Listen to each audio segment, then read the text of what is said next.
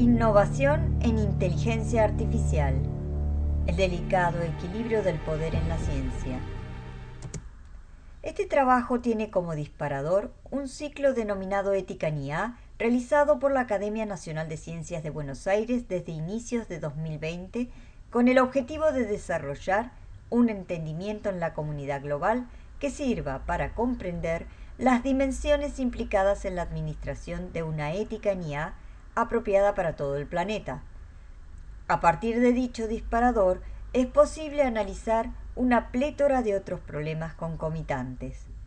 El trayecto recorrido en este trabajo, aun siendo incompleto, permite visibilizar la complejidad del problema y el difícil equilibrio que debe enfrentar la humanidad ante el peligroso cóctel de ciencia, tecnologías recientes basadas en IA, poder, ética y cultura.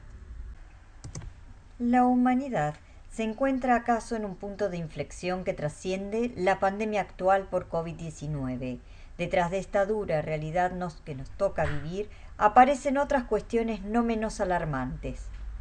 Los sistemas más innovadores en IA están adquiriendo cada vez mayor autonomía y poder.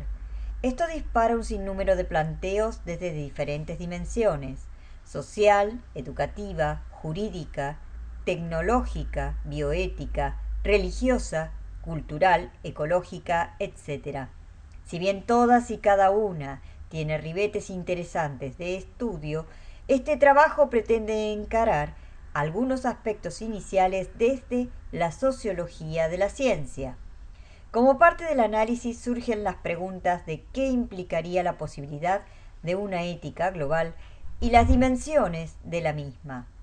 El abordaje se realiza desde la bibliografía, exposiciones de disertantes del ciclo de Ética en IA de la Academia Nacional de Ciencias de Buenos Aires y una paradigmática propuesta lanzada por UNESCO para 2021. En su presentación ante la Academia Nacional de Ciencias de Buenos Aires, el doctor en Ciencias Jurídicas, Antonio de Martino, muestra el problema de origen. ¿Controlamos la información que los sistemas de IA manejan? ¿Somos seres técnicos? Colaboro con un grupo de robótica de la Escuela Normal de Pisa. Y estamos haciendo robots, y un tema muy interesante es que ellos le daban explicaciones al robot de cada orden. A mí siempre me pareció una locura, porque no teniendo conciencia el robot, ¿para qué le dábamos explicaciones sobre la orden? Y escribieron un trabajo muy importante que apareció en la revista Nature. Entonces, en febrero los estuve visitando y les hice notar que yo personalmente no estaba de acuerdo. Y como gente joven, para mí joven son los que tienen menos de 45 años, como gente joven, en vez de decirme, mire, usted es un viejo que no entendió nada, me dijeron, profesor, usted tiene un problema filosófico, mientras que nosotros hacemos un problema práctico. Nosotros le damos las explicaciones porque de esa manera el robot hace un conjunto de informaciones al cual acude cada vez que no sabe cómo comportarse. El conocimiento es actualmente una forma de control. Al respecto, la UNESCO explica lo que se incluye en el siguiente texto.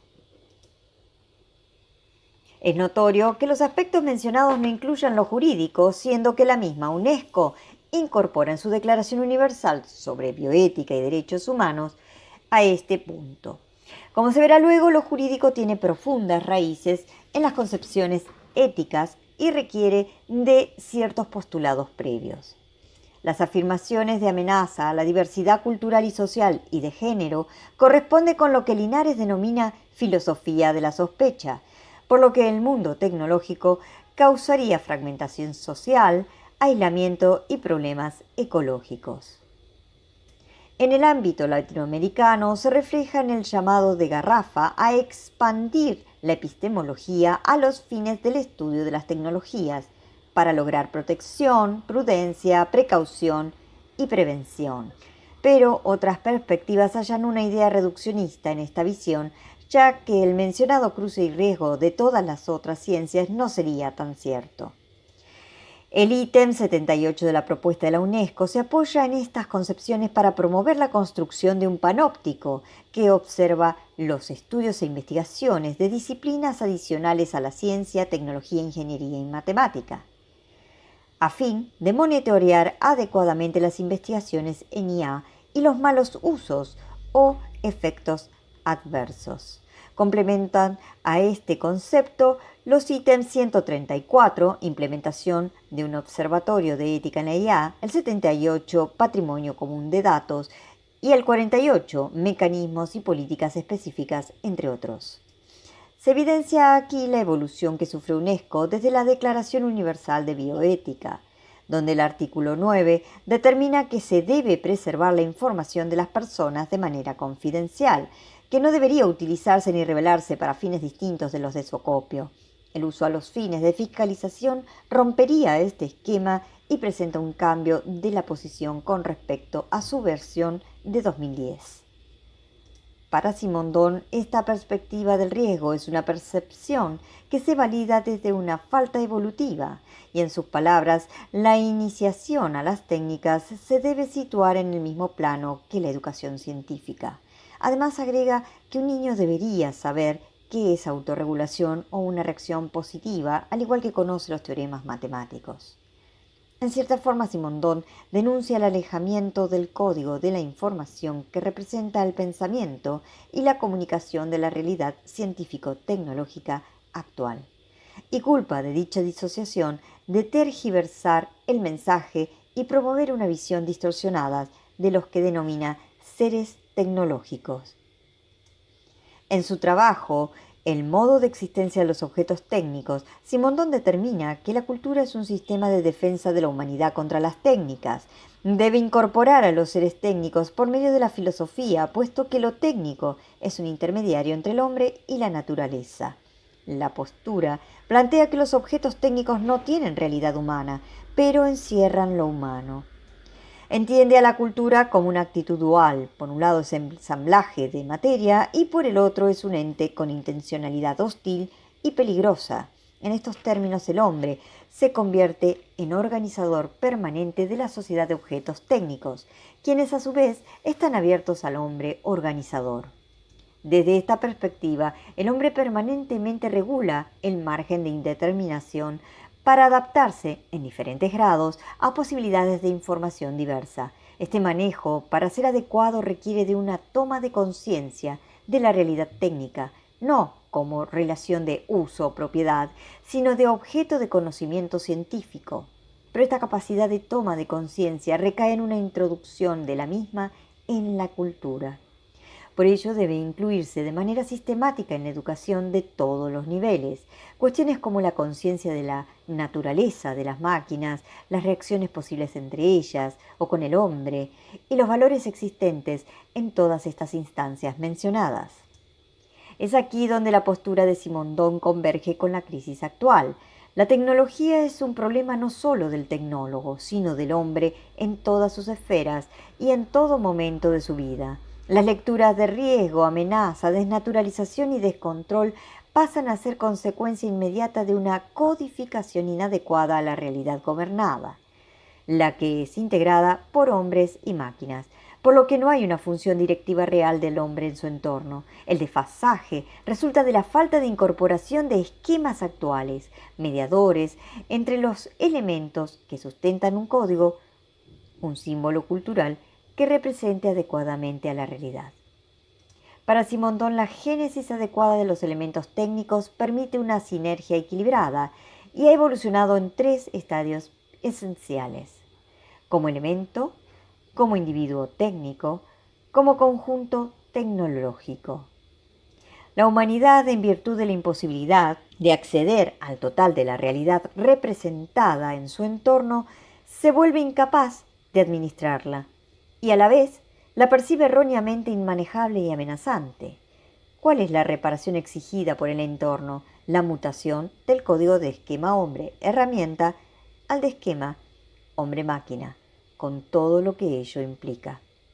La técnica desde el subdesarrollo da una mirada especial al tradicional problema genérico de la apropiación de la técnica. Linares reconoce desde Lewontin y Levins en Biology Under the Influence la asociación de los cambios que la IA produce en ámbitos como la sociedad, usos de la tierra, nutrición, etc. Para UNESCO existe un impacto específico en los países de bajo y mediano ingreso.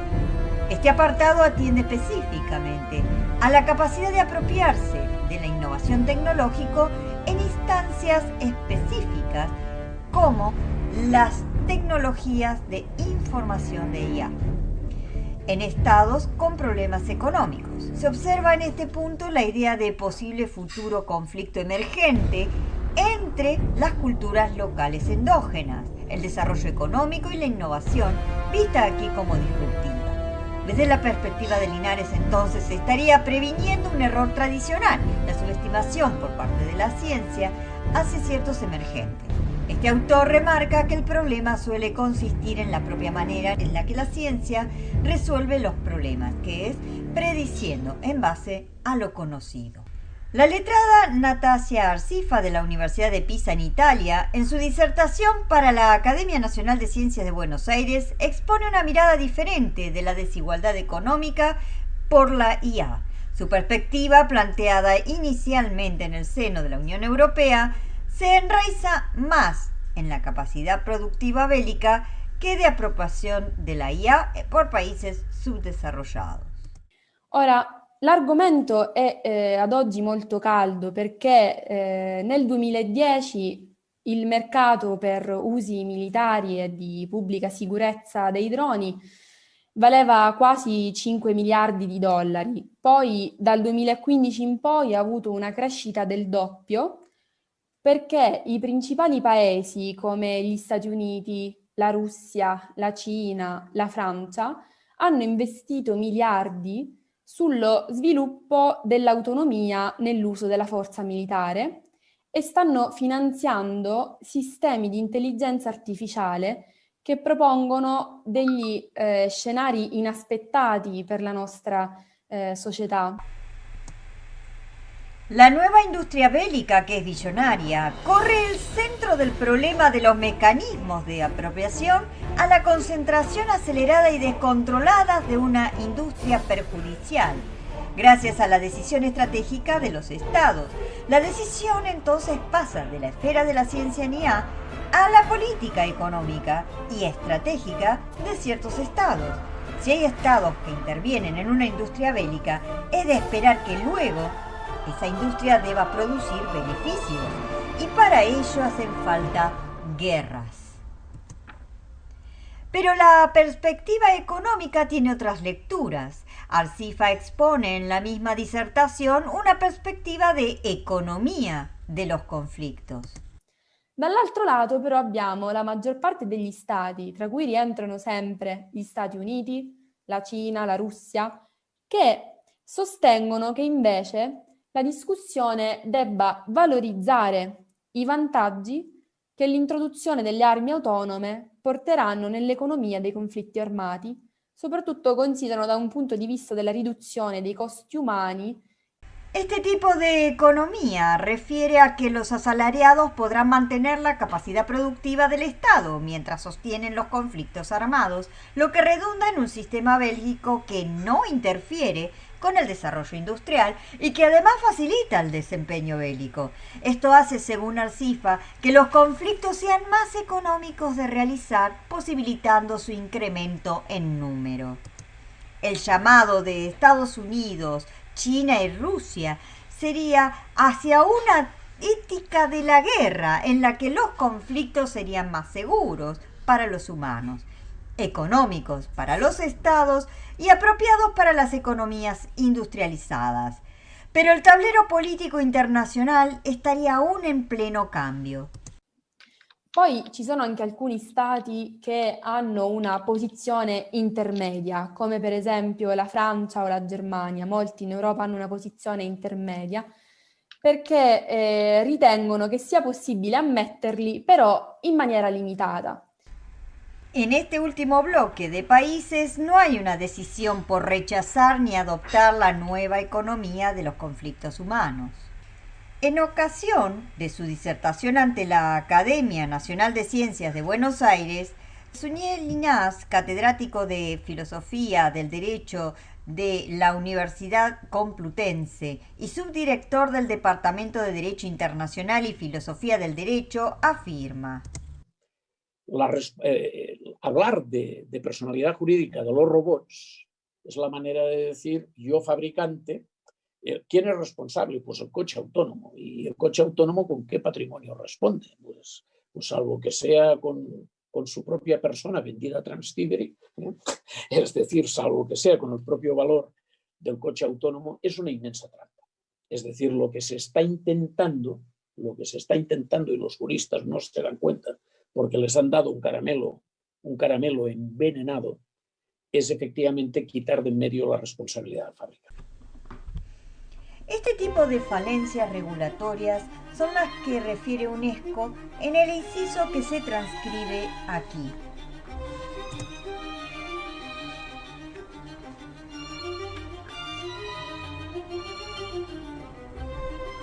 Pero la UNESCO, en ocasión de la Declaración Universal de Bioética, no remite el problema a la arena legal, sino a la solución de pluralidad por otro camino. Búsqueda de principios éticos en 2 pasos, con consenso y pactos sociales.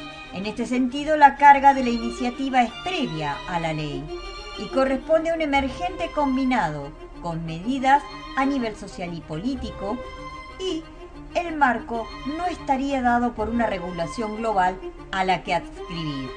Como se menciona en el inciso 5, es un problema de científicos.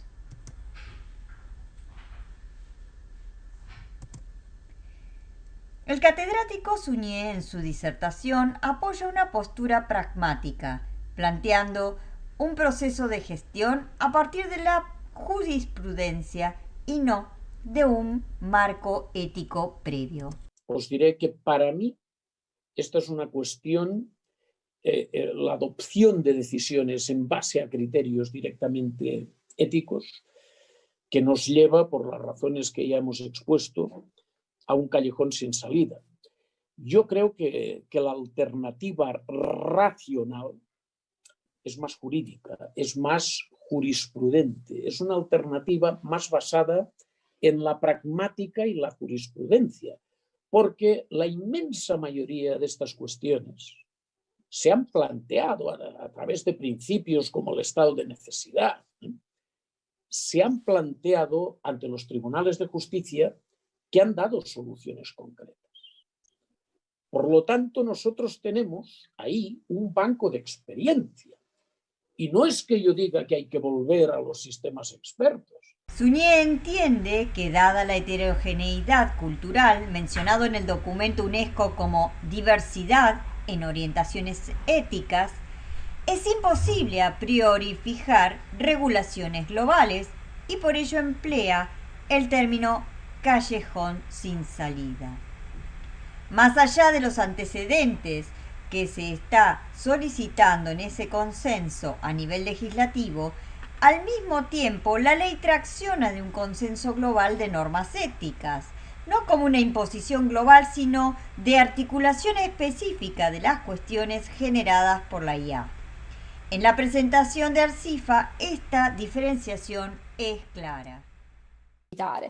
Allora è nata la necessità di promulgare delle regole etiche che immagino voi tutti conosciate, le 3 leggi di Asimov, non vogliono essere una semplice attuazione di queste leggi, ma al contrario abbraccino la questione della robotica in modo tale così che si possa articolare sul controllo da parte degli esseri umani. En contraste, UNESCO sigue un esquema inverso, que las estructuras de gobierno avancen hacia los cambios estructurales necesarios a fin de adecuarse al marco determinado en la recomendación siguiente.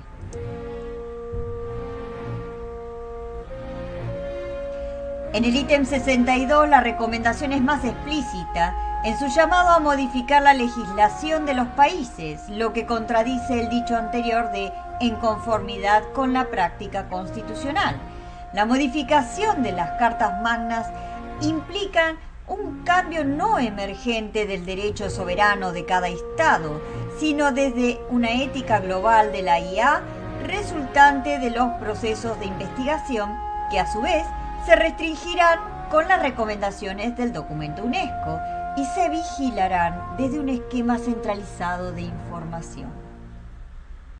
El peligro de sobreponerse a la ética del emergente cultural diverso es que las mismas contemplan realidades alternativas difícilmente contemplables desde un punto de vista único. La bioética, por ejemplo, una de las impactadas por esta recomendación, ha sido sujeto de una diversidad de estudios solo en Latinoamérica, presenta un complejo que incluye, por ejemplo, la Declaración Universal sobre Bioética y Derechos Humanos, que sitúa a la bioética como una práctica multidisciplinaria y pluralista que se ejerce en el marco de una realidad humana culturalmente plural, socialmente diversa y económicamente desigual.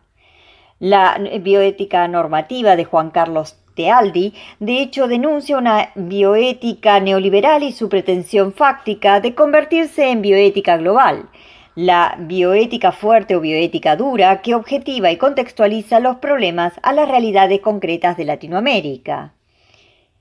La bioética de intervención para cubrir las falencias relacionadas con los análisis contextualizados de conflictos con adecuación a la cultura de Latinoamérica e incorporación de macroproblemas regionales de alto nivel de exclusión social. La bioética de los derechos humanos responde al fundamentalismo de los principios éticos y al imperialismo moral ejercido en su nombre, en particular en América Latina. La ética empresarial respalda la sustentabilidad de ciertas prácticas agrícolas e industriales y no cuestiona los factores económicos y políticos que producen. Suñé puntualiza esta misma complejidad en su disertación ante la academia. De carácter concreto. Por lo tanto, para la adopción de decisiones de carácter inmediato, creo que al no ser posible definir un sistema ético como universal, habría que ir en un sistema más basado en la pragmática, como diría mi amigo Antonio, y la propia jurisprudencia. Desde el punto de vista jurídico, la diversidad ética no presenta un obstáculo para la resolución de conflittos, come lo indica Arsifa. Considerato che queste norme etiche ad oggi non esistono, difatti gli Stati, per ovviare a questa mancanza, hanno voluto fare ricorso all'articolo 36 del primo protocollo addizionale della Convenzione di Ginevra, che richiede agli Stati aderenti di occuparsi dello studio, dello sviluppo, dell'adozione di nuove armi e di determinare se e in quali circostanze queste possono essere ammesse oppure proibite. Arsifa aboga también por el establecimiento de una ética global relacionada, emergente de las condiciones actuales jurídicas y los acuerdos entre Estados. Esto mismo es mantenido por la ingeniera Lidia Cerati, consultora experta en tecnologías de la información y las comunicaciones, perteneciente a la Subsecretaría de Estudios y Prospectivas del Ministerio de Ciencia, Tecnología e Innovación. Mientras tanto, la labor regulatoria y legislativa puede poner parámetros y hay medios en los tratados internacionales, en resoluciones, en las iniciativas de la Unión Europea que permiten ir haciendo un cuerpo que protege, realmente esto es planetario, ¿no? Para tener ciertas bases para una regulación. Si bien el ítem 59 de la recomendación UNESCO alienta a estados privados y civiles a crear una red de responsables para apoyar el proceso de implementación de la propia recomendación, está claro que la unificación desde lo jurídico es un tanto más compleja, ya que las cartas magnas responden a sistemas diferentes. Suñé aporta una base inicial de compatibilidad entre América Latina y Europa. Pero, por ejemplo, un sistema jurídico y jurisprudente de carácter romano-germánico, napoleónico, lo tenemos en la Unión Europea y se podía basar esto en jurisprudencia en un ámbito europeo si se definía bien, pero también lo tienen en América Latina, también lo tienen en Iberoamérica, que es el mismo sistema jurídico, y en consecuencia las soluciones no serían muy distintas. Es de notar que Suñé destaca la cercanía solo entre estos sistemas.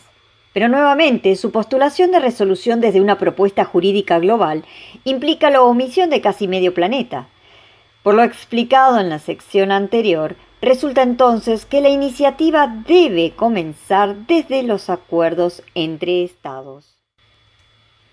En la recomendación, UNESCO es recurrente a lo largo de todo el documento en la relación que existe desde la ética y los derechos humanos. El tema tiene especial relación no solo con la posibilidad de cosificación del humano, sino también en la seguridad física.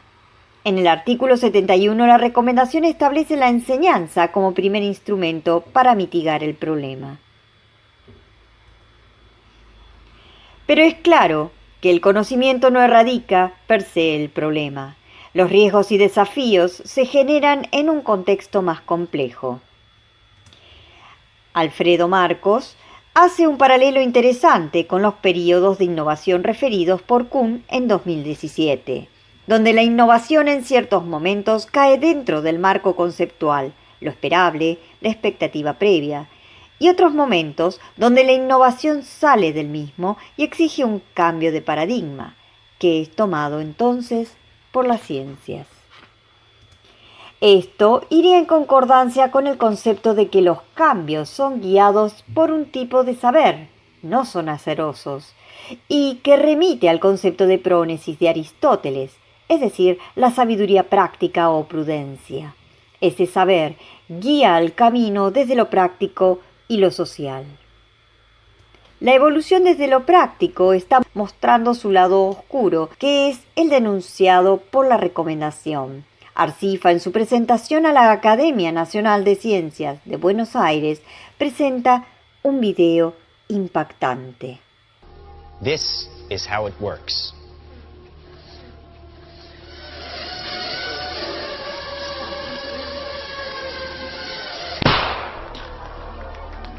El video concluye con el presentador afirmando que se trata de una matanza limpia, ya que los humanos pueden no obedecer, pero un dron sí.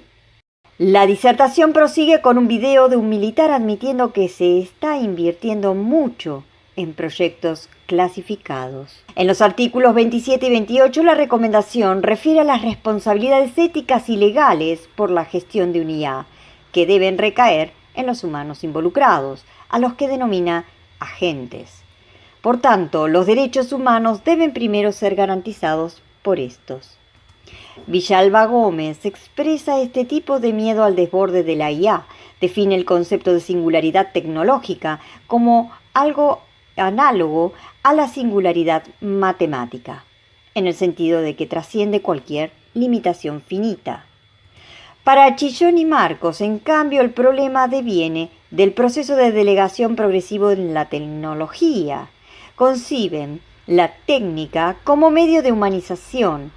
Plantean que una antropotecnia, modificación de la naturaleza humana, pone en riesgo la continuidad, sentido mismo de la técnica. Y esto derivará en la disolución de la ética y de la razón práctica. Debe implementarse un educativo y complementarse con los cambios desde el complejo cultural, lo que en otras palabras significa incorporar a la IA. Para Hall, Serán los significados y los valores que emergen entre grupos y clases sociales diferenciados, sobre la base de sus condiciones y relaciones históricas dadas, a través de los cuales estos grupos y clases manejan y responden a las condiciones de existencia, y como las tradiciones y prácticas vividas, a través de las cuales son expresadas esas comprensiones, y en las cuales están encarnadas. Para Vico, el desarrollo es al mismo tiempo e interactivamente la configuración de las sociedades y de las mentes humanas. Para Herder ya no se trata de un desarrollo progresivo unilineal.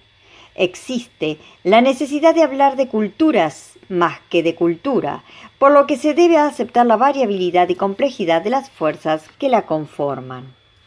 UNESCO indica que los valores inspiran una buena moral y ésta determina los principios basados en políticas y acciones. Los principios que deben seguir la IA abarcan la interfase humano-tecnología y las características que deben cumplir según las expectativas internacionalmente aceptadas de lo que es el comportamiento ético. Abrirse a cualquiera de los dos aspectos involucra avanzar en los miedos, prejuicios, establecer de manera consensuada y progresiva. Acercarse de a poco al problema desde lo plural en los diversos ámbitos de la cultura, tal como el video de The Age of AI lo indica. I have a wildly incomplete education. Not in my day job, where I've been AI adjacent for over a decade. Anyway, I figured now would be as good a time as any to catch up on the state of things regarding this emerging phenomenon. My sense of it is it kind of feels like Pandora's box, maybe-ish? No, wait, Pandora's box? Won the box. It was a clay jar. How about that? Demystified.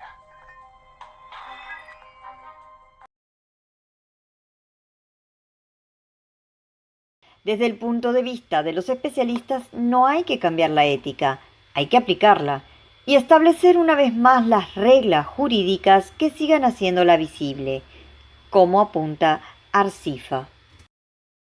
Ora, questa conferenza è molto importante perché si sta cercando di creare già un quadro, una cornice normativa di riferimento sull'impatto appunto che avranno questi sistemi, anche e soprattutto in ragione a delle linee guida etico-giuridiche rispetto al diritto internazionale umanitario.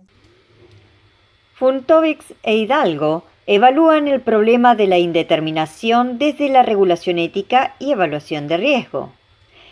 Al estudiar el modelo de encuadre como una de las posibilidades alternativas del modelo precautorio y del modelo de demarcación, refiere a los siguientes dichos de la misma Comisión Europea. La Comisión podría encontrarse ante una gama de dictámenes contradictorios de expertos del mundo académico, de personas con conocimientos prácticos en una materia determinada y de otras con intereses directos en la cuestión. Estas opiniones pueden basarse en presupuestos completamente diferentes y tener objetivos totalmente distintos. Por lo tanto, cada vez más, la interacción entre los responsables políticos, los expertos, las partes interesadas y el público en general es una parte crucial de la elaboración de políticas y por eso hay que prestar atención no solo al resultado de las políticas, sino también al proceso seguido. Cuando la comunidad produce distintos marcos alternativos, al encarar un problema, el marco mismo se vuelve parte del debate entre grupos de interés. El resultado es que los expertos pueden incurrir en contradicciones que deben ser dirimidas en decisiones políticas previas. Según los autores, cualquier parte que resulte considerada la dueña del problema hará la contribución más importante y disfrutará de los mayores beneficios. La solución que propone la propia Comisión de la Unión Europea es una llamada a la pluralidad de perspectivas. El factor determinante final de la calidad es el pluralismo. Siempre que sea posible, deben solicitarse puntos de vista diversos.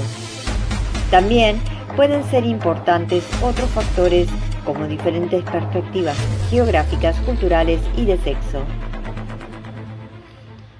Desde la perspectiva de las políticas científicas modernas, la indeterminación que subyace en la regulación ética y evaluación del riesgo hace difícil el punto de partida para un trabajo global y ético.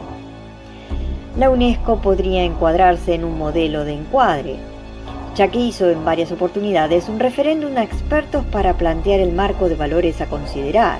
El resultado es que los expertos pueden incurrir en contradicciones que deben ser dirimidas en decisiones políticas previas. Es importante el proceso de contribución de los Estados miembros, ya que hay riesgos de que existan desbalances en las contribuciones y por lo tanto de los beneficios. Considerando Funtovics e Hidalgo, se aplica un modelo de demarcación, es decir, de determinación de prescripciones, con una gran complejidad e indeterminación de los sistemas emergentes, por lo que resulta imposible una separación total entre los hechos y los valores. La polarización de la situación hace en extremo difícil entender una separación impermeable entre la evaluación y la gestión del riesgo, y, como concluyen los grupos de interés, accionan de expertos y nuevamente no se es totalmente imparcial. Otra cuestión que surge es que la recomendación de UNESCO epistemológicamente torna invisible la relevancia que los valores políticos tienen en las elecciones de los científicos, haciendo hincapié en lo metodológico y los procesos de gobernanza de los criterios de relevancia. Los avances efectivos actualmente más aparecen en lo jurídico, con una fuerte deficiencia en lo epistemológico y ético.